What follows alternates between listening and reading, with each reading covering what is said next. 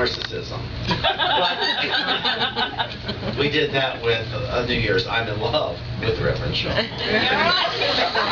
Those of you who weren't here, the talk title said, I'm in love, and right below it said, with Reverend Shawn.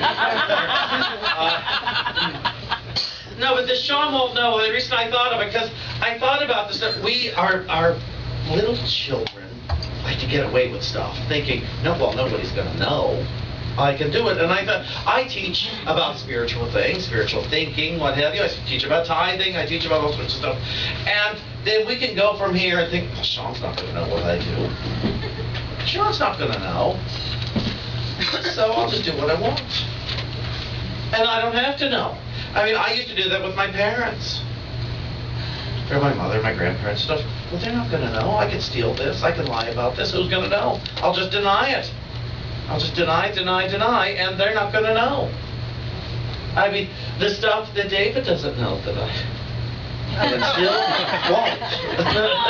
I know.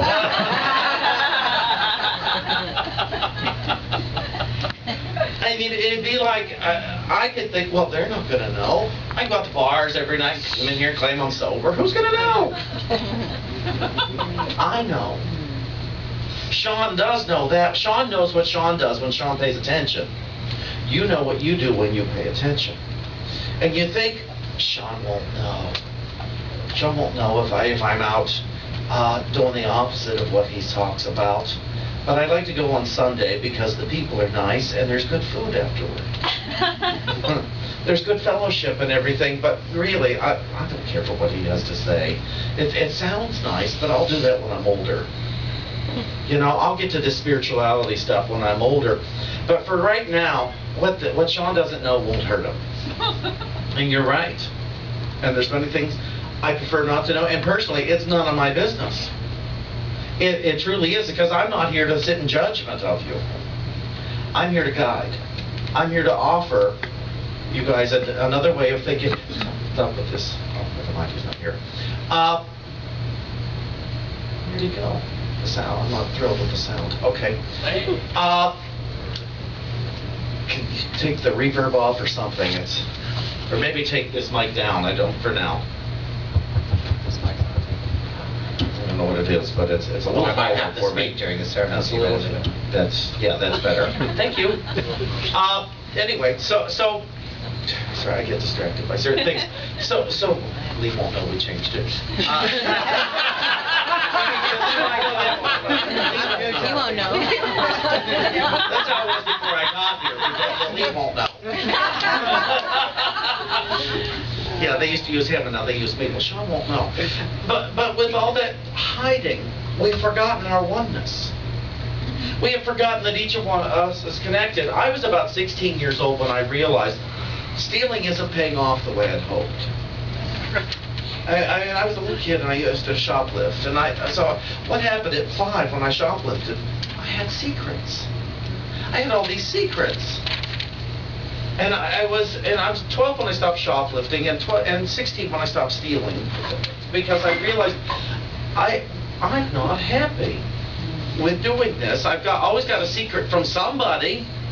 You know, I can't be the grandiose fellow I'd like to think I present myself as, and then come and say, but I steal on a regular basis. I look at people's medicine cabinets and closets when they're not looking. I can't do that kind of stuff and love myself. I can forgive all of the past, but I can't continue to do it. Thinking, well, my host won't know if I looked in their medicine cabinet. You know, if I stole their drugs out of their medicine cabinet, if I know their secrets, if I look in their checkbook, if I look in their desk drawer, if I do this, if I do, you know, it's all that stuff. They won't know. But suddenly I know something about them they didn't confide in me. And so now there's a line between us. There's this between us, and I can't take it away unless I tell them the truth. Now, in the 12-step healing process, there's the amends process, which is the rethinking.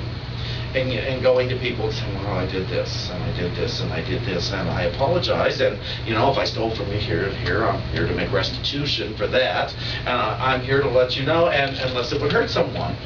But it's it's bizarre. I told this story the other day when I guess I didn't quit stealing at 16 because I used to take bottles of wine from the nightclub I worked at to parties. Big shot. I'd take a bottle of champagne out of the walk-in from downstairs at the club and I'd go to a party in here. And now, when I sobered up, I could have just gone to the liquor store and replaced them all. And I kept not doing it. I could have just put money in the safe.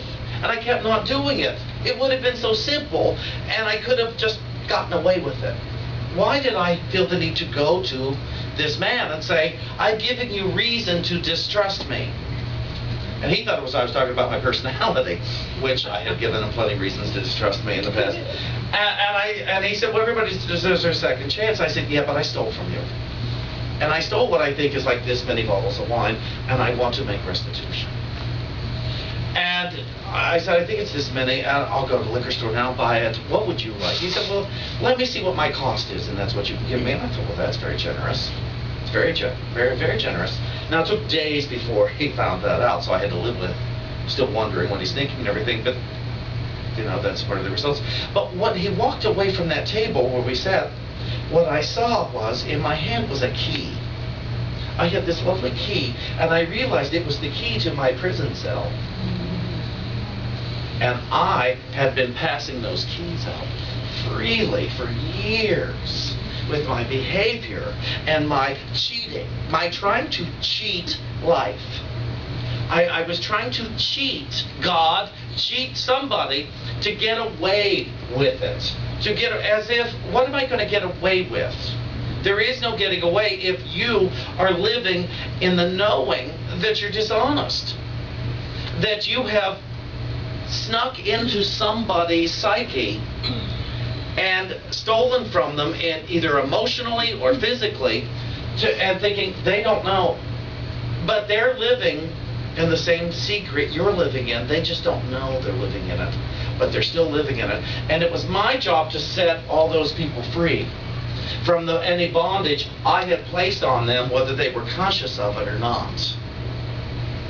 Because if I want to be free to experience all of the benefits that this message offers, that we offer here at Unity Center, this message of freedom, of the love of God. See, there's no absence of love in God if I don't do it.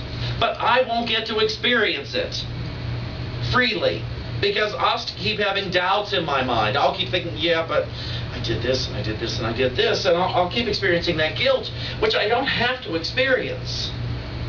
Some of the people I went and made restitution for, they said, oh, you don't have to do that. I said, oh, I absolutely do. I remember when I had left, I used to work at a shoe store, and when I quit there, I was going to move to Florida. I ended up staying for a month, but that's beside the point.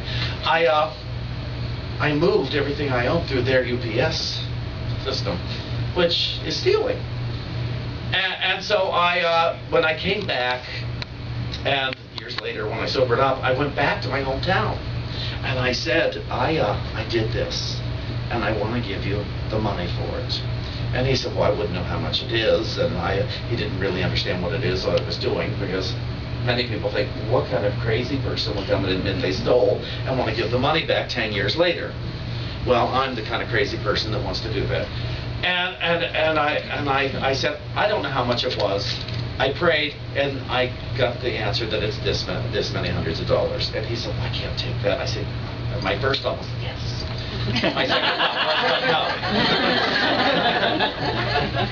no. My second thought was, but no, I have. Take your wife to dinner, do whatever you want, take your kids out, go have fun, please take it, and we'll all be clean. And he took it, and that was the end of it, and I walked away free.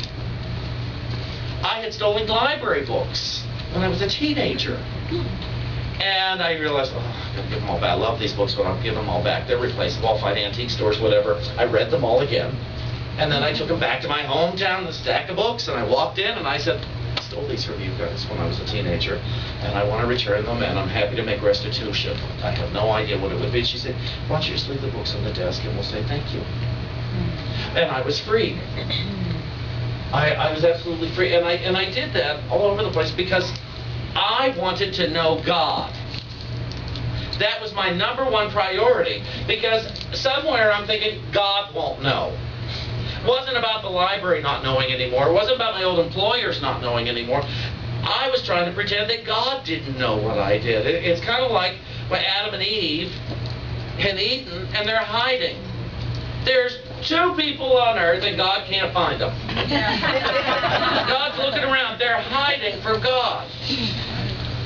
2. And it's a struggle. That's ridiculous. And so God found them. Here we are. But they were trying to hide from God. Instead of stepping up and saying, geez, we thought we were on an adventure, but we didn't know it would be like this. I was looking for prosperity, and I didn't quite find it. I found more stuff. I certainly got more stuff, but I didn't get the prosperity I sought. I thought that with God and all this, this would just make it better. It's kind of like, all adults in this room, it's kind of like entering into a relationship that you have no business entering, taking it to the next level, thinking, oh, this will just make it better, and it ends the friendship. It ends the relationship. Because it didn't make it better. It took it to a place the relationship had no business going. I don't know if any of you have ever experienced this. Oh boy, yeah. We take things to another level that we have no business taking them, and they don't enhance my God relationship. They distract me from it. That's why I gave up cigarettes, because I wanted to know God more. I had a cloud in front of me. That's the only reason. My ego was much too big to think I'd ever get cancer. But I wanted to know God, and we're here at Unity Center for practical spirituality. So what I have to offer is, all of us here can take all of that past, whatever past you may have. Some of you, he's got the cleanest past of anybody I know. There's no restitution to be made for him. It's like, I'm sorry I didn't do the dishes, but outside of that, I'm still waiting for that. But that's. Maybe I haven't told you everything. You don't have to. It's wonderful. It's one of the reasons you're one of the best human beings I know that way, because you like the rules. You like to stay clean so that there's not so many doubts.